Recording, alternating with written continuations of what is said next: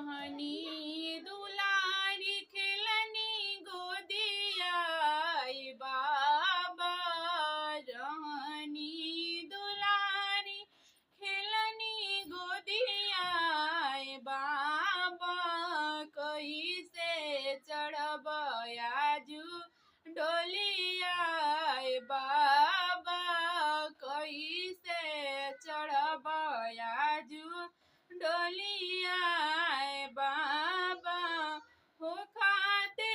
जन्म मोरा थरिया पिटाई तेलावा फूलेलावा से देहया पटाई खुशी भइल बाजल बधैया पापा खुशी भइल बाजल बधैया पापा कैसे चढ़ब आजू डोलिया बाबा